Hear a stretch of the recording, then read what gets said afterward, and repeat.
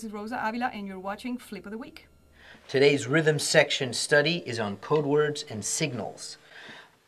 Music is a language. When we're playing any style with any group, we're generally trying to say something all together. Wouldn't you say, Steve? Well, we're trying to play music, and we're trying to communicate music, but when you're on stage and it's pandemonium on stage because you can't hear each other, or you have a bad sound mix, or things are just generally chaotic, musicians have developed a kind of secret language that we all use, we all know, and it helps things stay on track. So we'd like to share a couple of those with you today.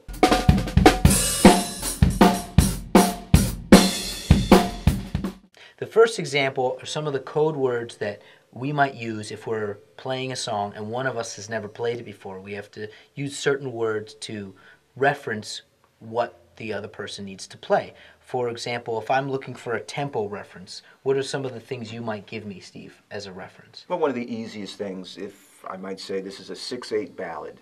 So Felipe will know that, number one, it's a ballad, so it's going to be a sort of slow tempo, and it has a 6/8 feel to it. So it's going to be that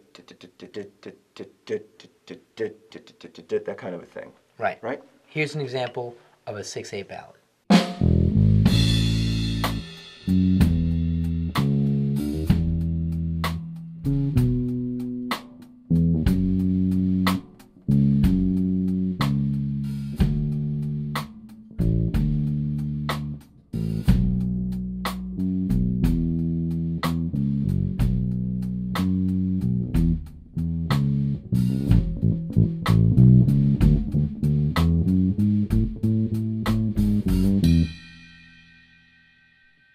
Another common one that we usually use is a mid-tempo rock or like an English pop thing. Those are pretty, you have to know your tempos.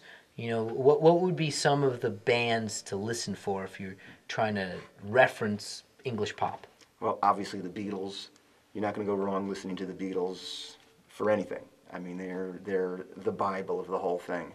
You know, there's rock, there's heavy rock, classic rock, there's rock and roll, which I think a lot of people have lost the ability to play. Rock and roll is a very specific kind of music. That's right. It was a time when I think people, drummers especially, were coming out of the swing era and the shuffles and the blues thing, and when they started to straighten the eighth note, they kept a bit of this slanky feel. And like the Kinks have that kind of feel, and a lot of the more classic rock bands have that. Here's an example of like an English pop, slightly rock and roll feel.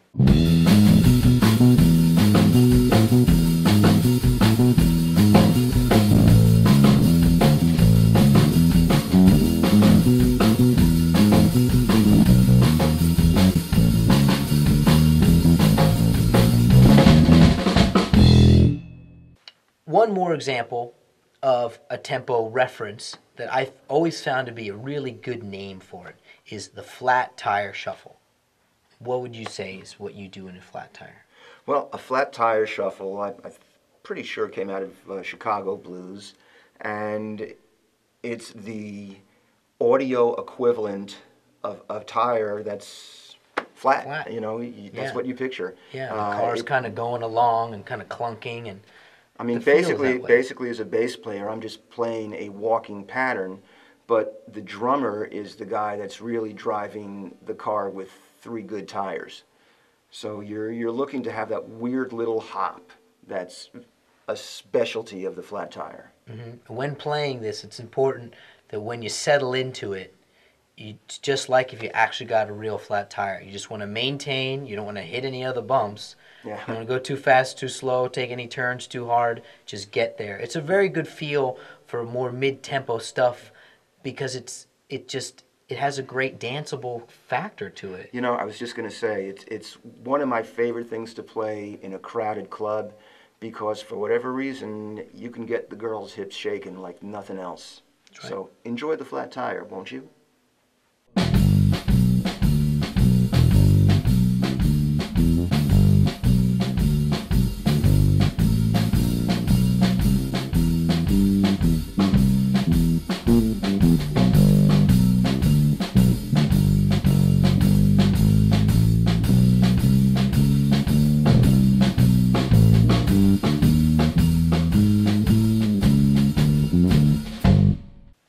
Now we're going to show you some of the signals that you might see during the song. Now these are very crucial. Of course, we got to keep our ears open. We got to hear when sections are changing. But sometimes either we don't hear them or we need a little bit of a cue before the sound of the section changes. So it never hurts to have certain signals in your arsenal. Look out for them. First one would be if you're going to, let's say, the chorus. A lot of guys would give a C. Just look out. This might say C, especially to a drummer. If you're a guitar player or bass player, they might mean key of C. Key of C, but you'll start the song with that. Right, right. You're more commonly in the song, that'll mean chorus. Yeah. What's another one? This means go to the bridge. Some guys think it means I hope this works out okay, but it really means go to the bridge. Mm-hmm. So. This can also mean the bridge, right over there on the nose. And as long as we're at the head, this means take it to the top. Go to the head. Take it to the top. Another one, when we're vamping, when we're playing and maybe somebody's talking, or we just need to stretch before somebody gets back in. You can stretch this way. You can say keep going around, and then you got to keep watching.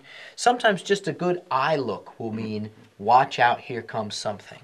A guitar player or a bass player can use their neck to indicate volume changes. Play louder, play softer. Absolutely. I especially watch Steve for certain kicks or hits in the song I might not know. If there's something coming up, he'll give me the eye, watch out, and he might just give a nice little rapid motion on the hit that is appropriate within the song. There's also cut, which means, obviously in the maybe the next downbeat you're going to stop playing. There's stop. Right. That's a good one. Which also works well for the ending of songs if you're holding things, or just in the middle of a song you got to stop for. And then also watch, this is very important for drummers, watch the singers and the guitar players that you can't see their eyes, because some people give a feeling indication or a tempo indication based on their movements, especially if you play with a person a few times. Yeah. The way that they're breathing, if they look like they're panting, you might feel great because you're playing the song energetically, but they can't get the words out. Right. So you want to make sure that it's moving the right way. And when in doubt, watch who either the leader is or maybe the bass player, if they know the song better, where their cues are for the feel or the tempo. Is there anything you would do to make it slow down or speed up? Well, that's tough. The drummers really drive in the bus on this one.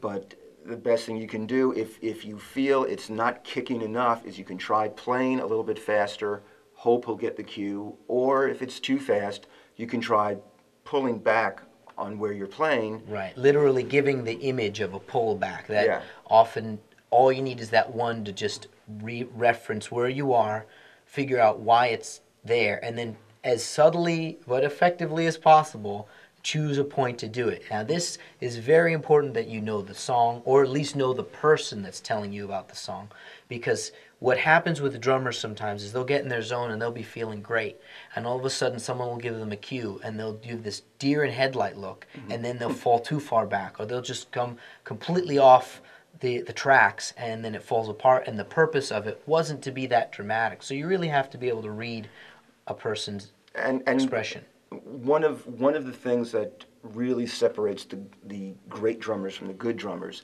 is their ability to be in the moment and to react in the moment.